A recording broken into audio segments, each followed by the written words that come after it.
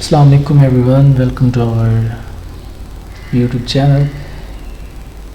In this series I'm gonna teach you about the power series solutions of different differential equations, and the book that we will follow is the differential equation with the boundary value problem by Dennis Z. Zill. So here is the book, and we will follow this book. So review of the differentiation, because in this series we will use different types of the derivatives. So here is the review of the differentiation. The constant rule, derivative of constant is equal to 0, and constant multiple, that if a function is multiplied by a constant c, so we write the constant before the function.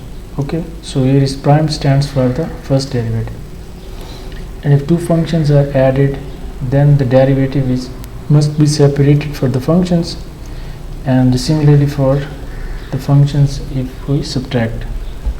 If two functions are multiplied together and if we want to find the derivative, here is the product rule.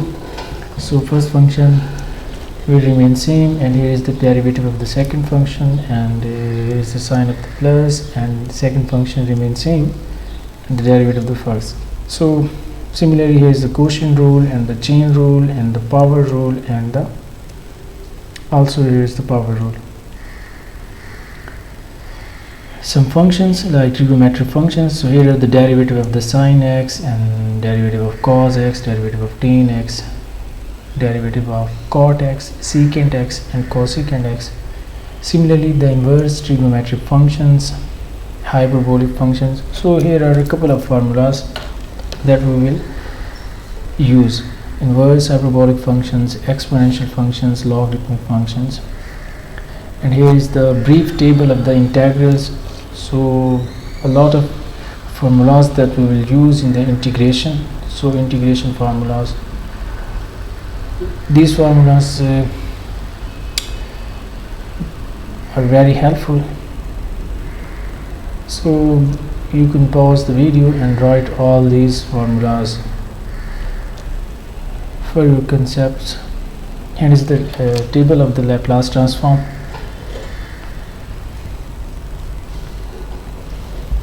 Okay, the main topic that we will follow, this is the chapter number 6, the chapter number 6 of this book.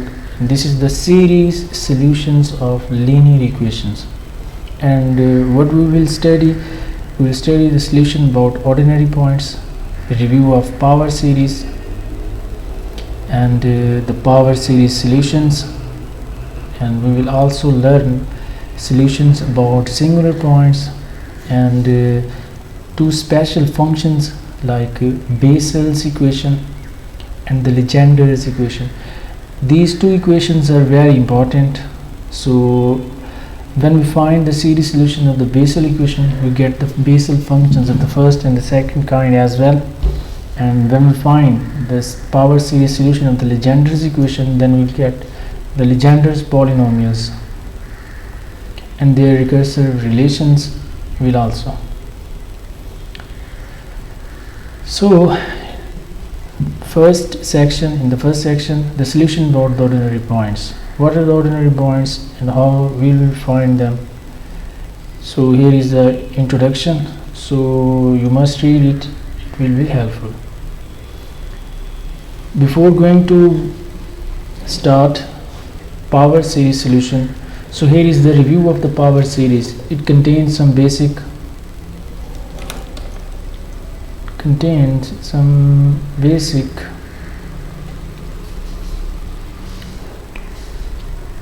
definitions of the power series. So sorry for that. Okay,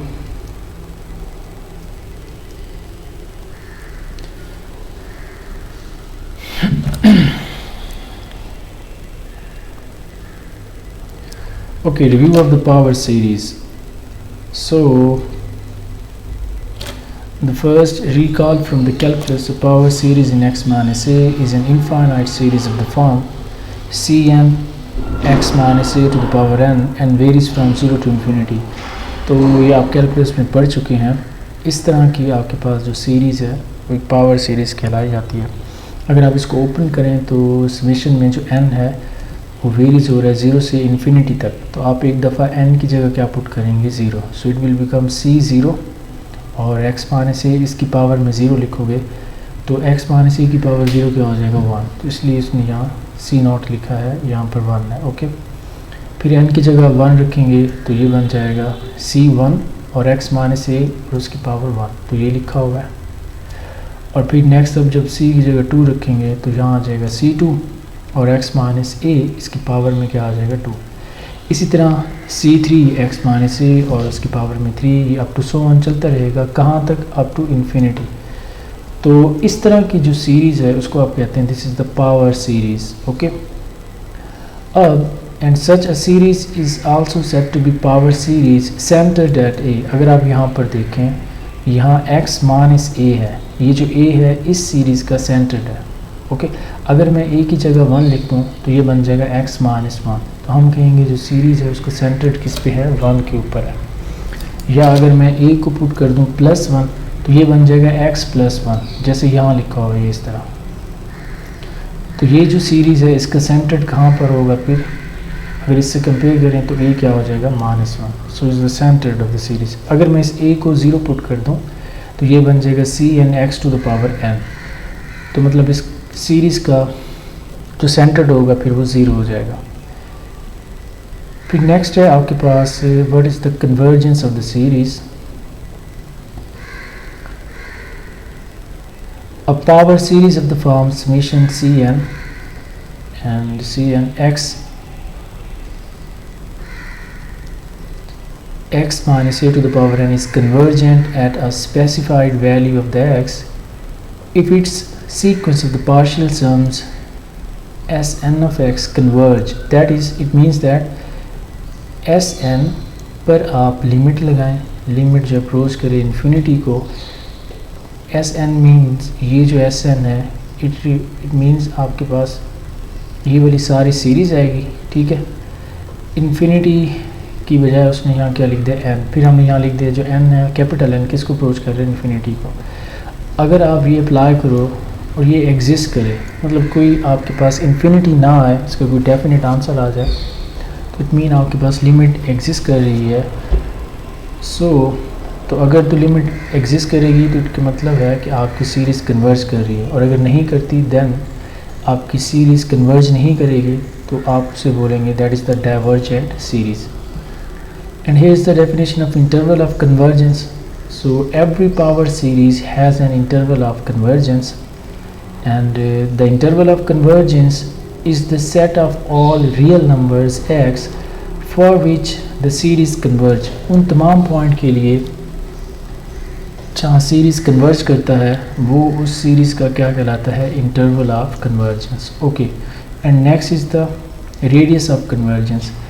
Every power series has a radius of convergence and it is denoted by capital R, and if R is greater than 0 then the power series converge for all values of x minus a mod less than R, and if diverge then x minus a will be greater than R.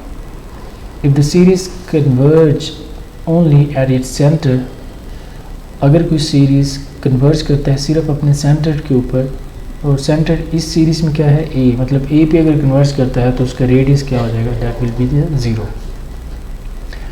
If the series converge for all x then we write, अगर x की तमाम values के लिए series converge कर जाए तो आप कहेंगे कि उस सीरीज़ का जो रेडियस ऑफ कन्वर्जेंस है वो है इनफाइनाइट. ठीक है, सो recall that the absolute value inequality x minus a less than r is equivalent to the simultaneous inequality. अगर आप ये जो है इसको मॉड को ओपन कर लें तो ये प्लस माइनस एक्स माइनस ए आ जाएगा. तो आप उसको इस तरह भी राइट कर सकते हैं.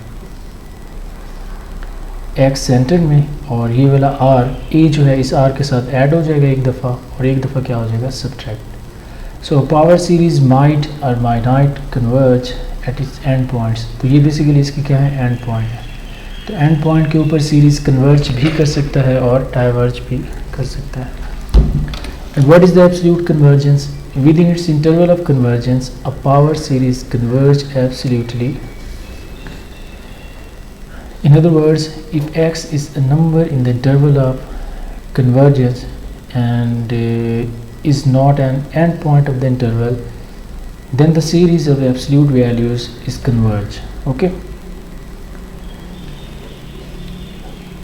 जैसे अगर आप यहाँ पर देखें तो ये है सेंटर्ड सीरीज़ का, ये वाली जो सीरीज़ है, ये जो सीरीज़ है इसका सेंटर क्या है ए। ओके, अगर मैं ए को रियल लाइन के ऊपर लिख लूँ तो ये ए है, ए की राइट साइड पे सारे क्या हो जाएंगे पॉजिटिव वैल्यू, और अगर ए माइनस आर करेंगे तो ये लेफ़्ट साइड वाली वैल्यू। तो सीरीज़ जो है ये एंड पॉइंट है, ये वाला ए माइनस आर और ए प्लस आर इसके एंड पॉइंट्स। तो एंड पॉइंट के ऊपर सीरीज़ कन्वर्ज नहीं करता, वहाँ क्या करेगा डाइवर्ज। तो यहाँ भी डाइवर्ज है, यहाँ भी डाइवर्ज है, और इन तमाम पॉइंट्स के लिए ये यहाँ से लेकर ये यहाँ तक ये जो ब्लू है इन तमाम पॉइंट्स के ऊपर सीरीज़ क्या करेगा कन्वर्ज करेगा, तो एब्सोल्यूट कन्वर्जेंस हो जाएगी। बेसिकली आप उस वैल्यूज़ का एब्सोल्यूट ले लेते हो और फिर वो कन्वर्ज करता है। जैसे ये थी सीरीज़, ओके, तो विदाउट एब्सोल्यूट है, जब एब्सोल्यूट लेंगे तो ये यहाँ पर अगर आप देखें तो उसने दोनों तरफ क्या लगाया हुआ है एब्सोल्यूट लगाया हुआ है, सॉरी यहाँ पर, तो ये एब्सोल्यूट कन्वर्जेंस है। फिर है रेशो टेस्ट। तो रेशो टेस्ट के लिए क्या होता है कि आप ये वाली फॉर्म लगाते हैं Cn+1 ओवर Cn और limit n approaches to infinity, मतलब जो nth टर्म है इसकी उसको उसमें 1 ऐड करते हैं और उस पर डिवाइड करते हैं और फिर लिमिट लगाते हैं। तो जो भी आंसर आता है वो बेसिकली आपका लिमिट होता है। ये कौन सा टेस्ट है? That is the ratio test. और यहाँ अगर इसकी वैल्यू l है और अगर l लेस देन 1 होगा then the series converge absolutely, और अगर l की वैल्यू जो है वो ग्रेटर देन 1 है then the series will diverge, और अगर l 1 है then the test fails inclusively fail. तो ये जो 3 पॉसिबिलिटीज़ हैं ये बेसिकली रेशो टेस्ट के लिए होती हैं। So for example the power series, उसने एक पावर सीरीज़ ली है और इसका उसने रेशो टेस्ट के ज़रिए क्या निकाला हुआ है वैल्यू। तो जब उसने ये वैल्यू निकाली, सो series converge absolutely for this points, okay, and next radius of convergence में निकाला हुआ है, तो ये आप देख लीजिएगा। अ power series definition of function defines a function. So okay, अगर हम ये वाली जो पावर सीरीज़ लेते हैं, कहाँ गई पावर सीरीज, सॉरी ये थोड़ी सी डिस्टर्बेंस हो गई।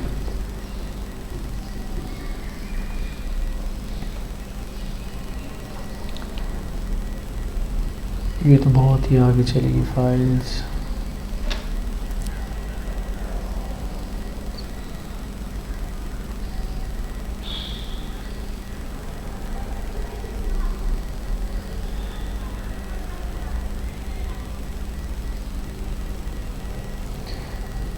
तो ये कुछ बेसिक चीज़ें थी।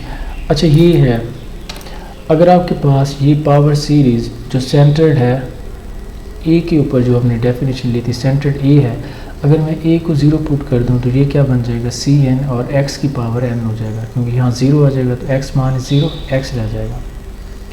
और आगे हम जितने भी क्वेश्चंस करेंगे तो हम ए की जगह क्या लेंगे 0, उसका सेंटर्ड लेंगे 0, अबाउट 0 करेंगे, बिकॉज क्योंकि हमें अगर अबाउट 0 निकालना आ जाए तो हम बाकी तमाम पॉइंट्स के लिए उसको फाइंड आउट कर सकते हैं। वो कैसे करेंगे तो वो हम नेक्स्ट 2 एग्जांपल्स करेंगे। तो यहाँ पर उसने क्या किया, a power series defines a function of the form, ये वही लिया हुआ है Cn x to the power n। वो a 0 किया तो आपके पास ये सिर्फ xn रह जाएगा। ये y आपने लेना है, ये वाला, ओके, ये y लेना है। If y is equal to this is a power series in x, then the first 2 derivatives, तो आप इसका अगर डेरिवेटिव लें तो क्या आएगा ये समेशन ये सी एन तो सेम रहेगा, ठीक है। अब x की पावर n का डेरिवेटिव लेंगे, ये एक्स एन है, एक्स एन का डेरिवेटिव क्या होता है n इंटू और x की पावर n माइनस 1 हो जाएगा। ये अगर मैं यहाँ साइड पर लूँ तो ये कुछ इस तरह बन जाएंगे।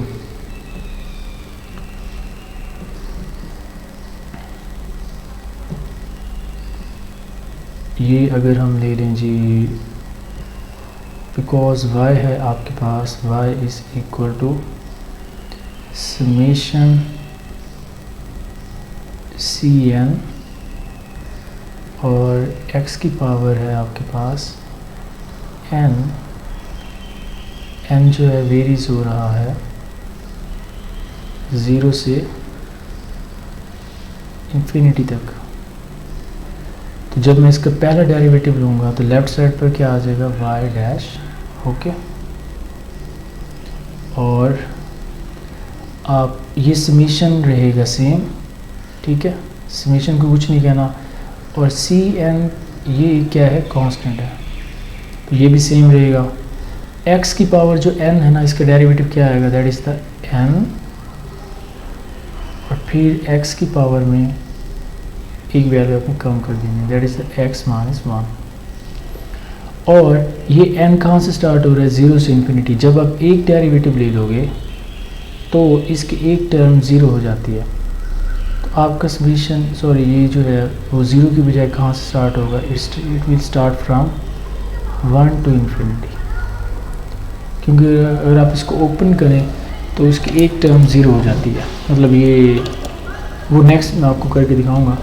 अच्छा अभी देख लें, अगर मैं n को 0 पुट करूँ ये बन जाएगा c0 और x की पावर 0, फिर अगर 1 पुट करेंगे तो c1 x की पावर 1, इस तरह ये चलता चला जाएगा ना चेन।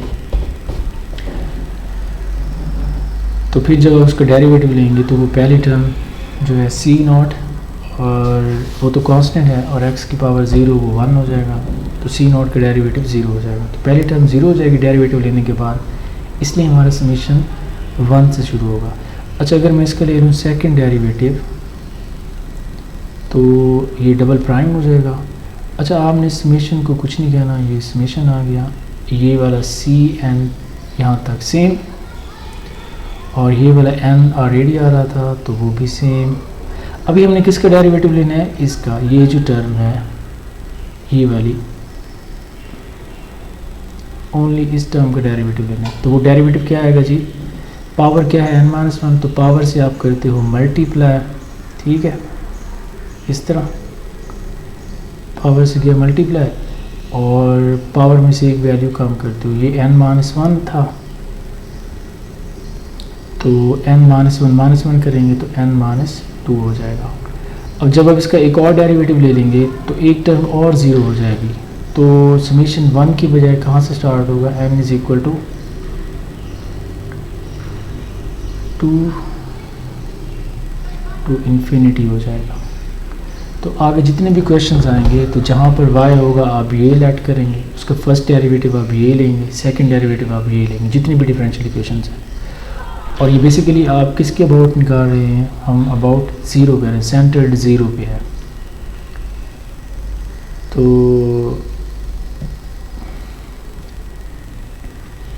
ओके नेक्स्ट उसने ये उसके वही डेरिवेटिव्स लिए हुए हैं जो मैंने अभी आपको यहाँ बताए हैं लिखे। फिर ये आइडेंटिटी प्रॉपर्टी है, ये कुछ वैल्यूज़ हैं एक्सपोनेंशियल, डायरेक्ट आप पुट कर सकते हैं, लाइक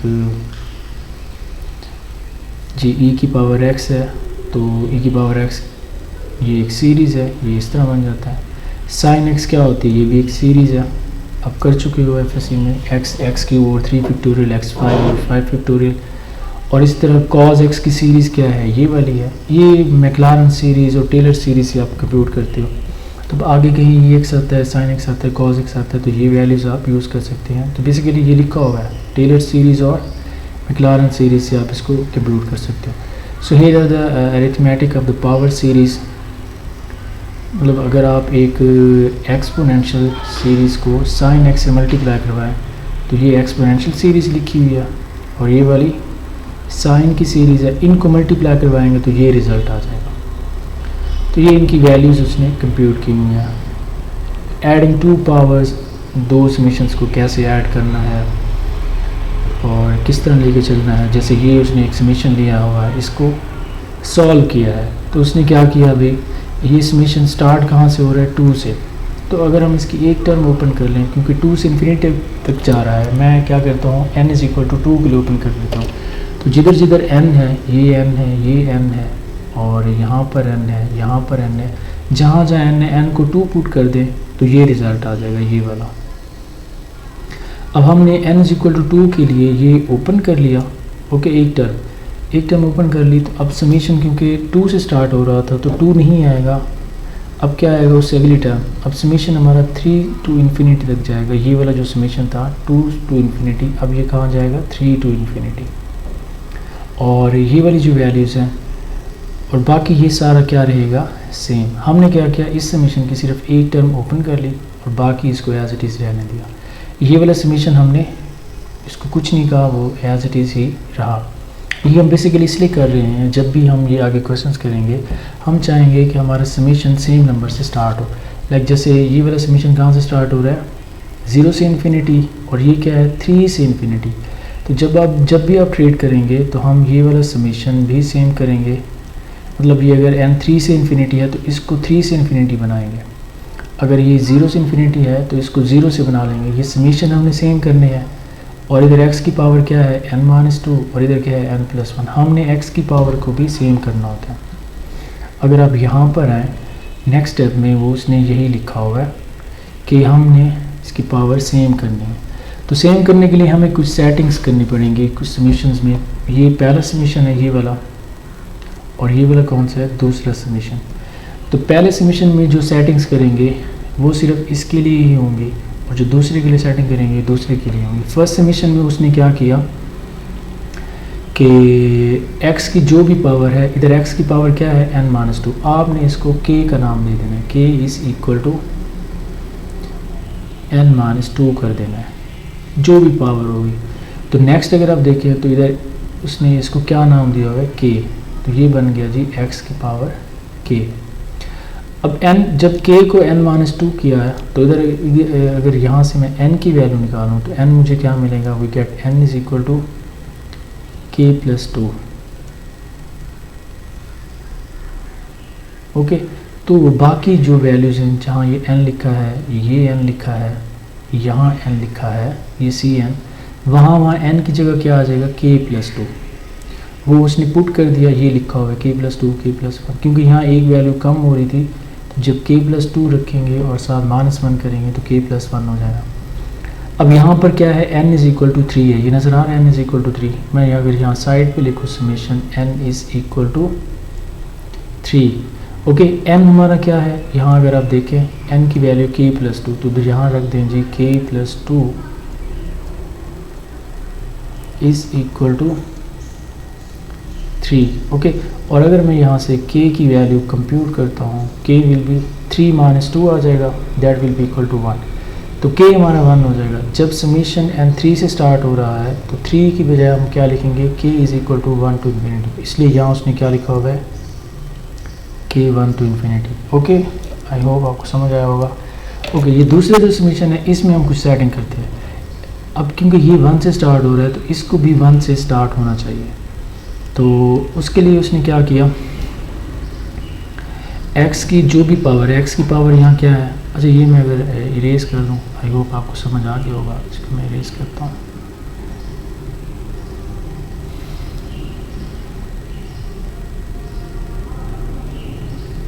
ओके, अब ये जो दूसरा समीशन है उसमें जो x की पावर है वो क्या है, x की पावर है यहाँ पर ये n+1, इसको आपने k का नाम दे देना है, पुट k = n+1, ठीक है। तो यहाँ नेक्स्ट उसने फिर n+1 की जगह यहाँ अगर आप देखें उसने क्या लिख दिया, k। अब जब आपने ये सेटिंग की है तो इस समीशन में जो जो वैल्यूज़ चाहिए वो उस हिसाब से ही आपने चेंज करनी है। मतलब यहाँ फिर Cn है और इधर भी n है, तो n की वैल्यूज़ निकाल लो। n क्या आएगा यहाँ से, अगर आप n कंप्यूट करें सो n विल बी = ये वाला 1 उधर आके माइनस हो जाएगा, so it will become k - 1। तो n की वैल्यू है k - 1। तो यहाँ पर जहाँ ये n लिखा हुआ है Cn, इस n की जगह क्या लिख दोगे k-1, तो ये उसने लिखा हुआ है Ck-1। अच्छा, ये वाला समीशन कहाँ से स्टार्ट हो रहा है, 0 से इन्फिनिटी, ये इस तरह था ना, n क्या है, n इज इक्वल टू 0 है, यहाँ पर ये n इज इक्वल टू 0 है, तो n हमारा क्या आया अभी जो था, n इज इक्वल टू है k-1, तो इधर n की जगह क्या रखें k-1। जब k-1 रखेंगे तो आपको जो k है वो क्या मिलेगा, k will become equal to 1, k is equal to 1। तो यहाँ पर जो समीशन 0 से इन्फिनिटी था, अब कहाँ से स्टार्ट होगा, k is equal to 1 to infinity. तो अब अगर गौर से देखें तो हमारा ये वाला समीशन भी k इज इक्वल टू 1 से इन्फिनिटी से है, और x की जो पावर है वो भी सेम है, तो हमने यही काम करना होता है। फिर इस सिचुएशन में आप समीशन कॉमन ले सकते हो और x की पावर k दोनों को कॉमन ले सकते हो। तो ये है थोड़ी सी basic about the power series. I hope so आपको वीडियो अच्छी लगी होगी। सो अगर कोई आपको क्वेश्चंस हैं, प्रॉब्लम है, तो आप कमेंट कर सकते हैं। Please like and share. Thank you so much.